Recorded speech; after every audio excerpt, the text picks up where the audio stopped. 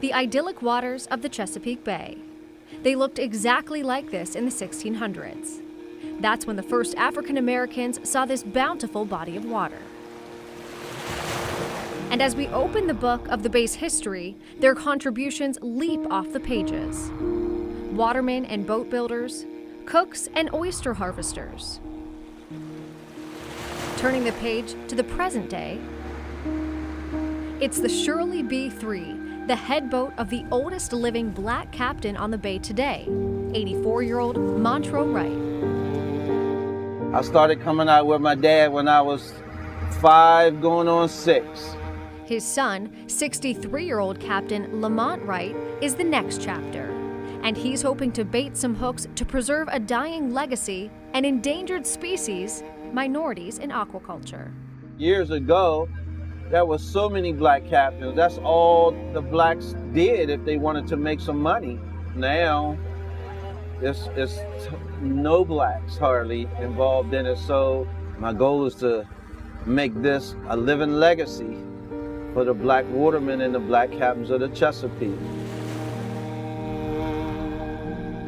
The black watermen of the Chesapeake Bay has the same kind of impact as a Tuskegee Airman.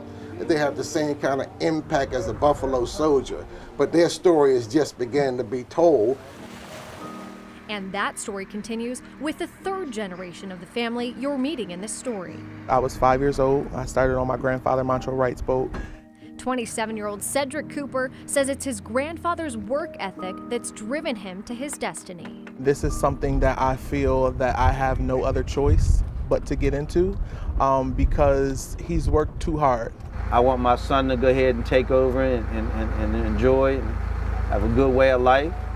If somebody don't step up and do something right now, it's over.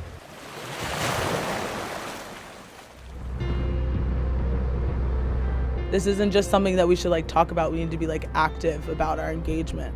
Imani Black has spent the past 5 years as a commercial oyster farmer.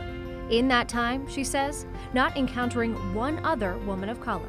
I come from a 200-year-long line of watermen and it skipped a few generations and came back to me. I was really moved by the conversations of diversity and inclusion in marine sciences. All the boat captains are over the age of 60, and so right there, that is a generation that is just slowly and slowly fading away with no real younger people coming up behind them. To me, it's alarming, and so that's why, I think that Minorities in Aquaculture came at a perfect time. Imani's nonprofit, MIA, Minorities in Aquaculture. And quite poetically, Minorities in Aquaculture are MIA, missing in action. Her goal, to enlist them, to entice them back to the Bay. It's not just about internships and mentorships, but it's about career development skills. It's really giving people the tools to create a viable and sustainable career on their own terms. In reality, it's really just paying homage to all the people that came before me, all the people that I still know, like great captains that are still out here doing great things on the Chesapeake Bay. Well, African Americans are an amphibious body of people.